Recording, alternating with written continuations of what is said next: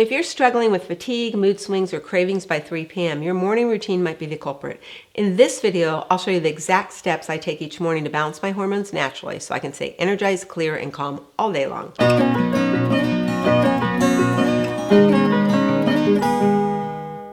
Your morning routine sets the tone for your whole day. How you wake up, when you eat, what you do affects your day-night cycles. Remember, your hypothalamus sets that circadian rhythm. The first thing that happens when you wake up is your melatonin levels fall. Your hypothalamus senses the amount of glucose in your bloodstream. Usually it's a little on the low side since you haven't eaten all night long. So the hypothalamus produces dopamine, which turns down nocturnal prolactin and then cortico-releasing hormone to stimulate adrenal cortisol production. The adrenal glands, the production of cortisol then releases stored sugar, and now the hypothalamus can do its job. It's really important that you get this morning cortisol surge. And we know that cortisol surge is instigated by the hypothalamus. It sets the tone for your energy, your metabolism, your mood. So how you wake up in the morning and what you do first affects the rest of your hormones: estrogen, progesterone, thyroid hormone, insulin production, how your immune system functions, and how your brain chemistry functions, everything. So to ensure that my hypothalamus has the best opportunity to do its job well, the first thing that I do in the morning is get up with the sun. I'm very sensitive to the light, and my bedroom window faces east, so the rising sun wakes me up in the morning. Getting up with the sun helps my hypothalamus make an adequate amount of dopamine first thing in the morning. It helps my melatonin convert over to serotonin. It helps my cortisol surge naturally. If you don't naturally wake up with the sun or have adequate natural daylight, then an alarm clock using blue light will help. Usually I wake up hungry because my insulin and blood sugar levels are low, which they should be in the morning. It's a good sign that you don't have insulin resistance. The second thing I do is take my Genesis Gold in Sacred 7. I keep it right by my coffee pot to make sure that I never miss it.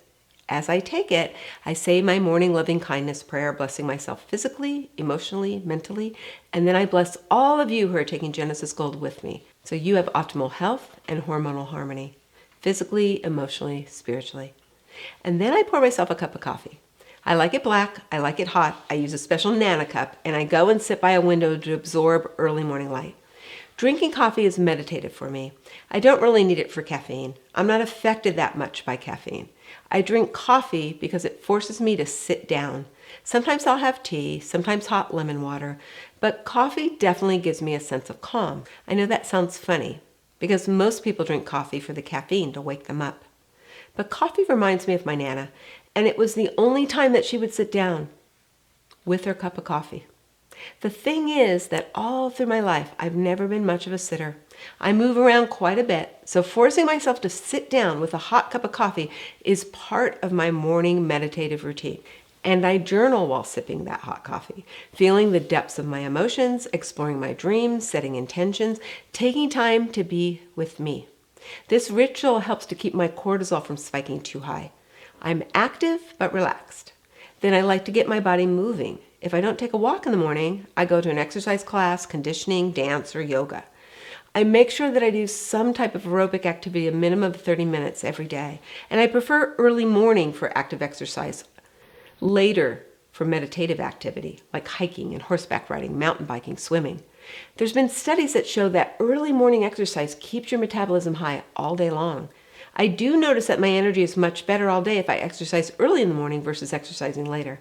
I'm a big believer in not exercising very late after dark because it actually brings your cortisol levels up to an unnatural circadian surge. Then, after I exercise, I have a protein-rich breakfast. I always have protein for breakfast, like cottage cheese, yogurt, eggs, nut butters. If I have just a piece of fruit first thing in the morning, it's because I'm going to do a very early morning exercise class and I need my blood sugar up and I don't want to eat too heavily. So I come back and have a brunch type breakfast, which is heavy in protein. I also make sure I have fat for breakfast. It's usually avocado, always whole fat yogurt, whole fat cottage cheese. Plus, I usually have some type of fiber like whole grain toast, bran on my yogurt or cottage cheese. Occasionally oatmeal, but I always add protein in the oatmeal, like nuts. And if I'm having eggs, I almost always make it with vegetables, sauteed greens, onion, mushrooms, zucchini. Sometimes I'll throw roasted vegetables from the night before into a frittata, goat cheese, feta, or Parmesan. My morning always includes a spiritual practice. I keep an altar under a bright sunny window, set with whatever items remind me of loved ones, of hopes, of dreams, of others who may need my prayers. I usually set my daily intentions at my altar. I keep my higher self journal there in which I tap into spirit. My moments at my altar helps me choose my theme for the day. I reflect on my blessings and tap into deeper wisdom. It feels like my ancestors are with me at my altar. Having a spiritual practice that I do every morning really helps to raise my oxytocin levels. It helps me to feel connected to the earth, to my family, and to you. It helps me to feel balanced. Of course, it reduces cortisol, which really helps to balance my hormones.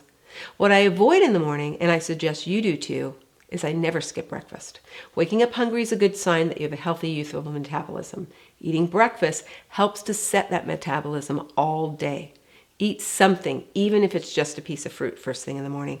And then maybe an hour later, eat something a little heavier. I probably consume at least a third of my calories, if not more, before 10 a.m. I also try not to doom scroll in the morning. I try not to do any type of work, like checking emails, answering comments. I may go on social media to share my granddaughter's antics. I want to start off the day in a calm mode, not a crazy mode.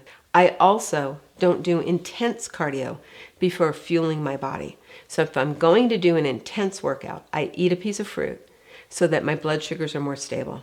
Then I follow that workout with some higher protein breakfast. If you can track how you feel each day, it helps to optimize your flow, your energy. What's happening? Do you wake up energized or tired? What's going on in the afternoon? Are you sleeping well at night? Keeping track, you can start to see patterns related to how your energy is compared to what you ate, what you did, what kind of activity, what kind of stress you had to deal with.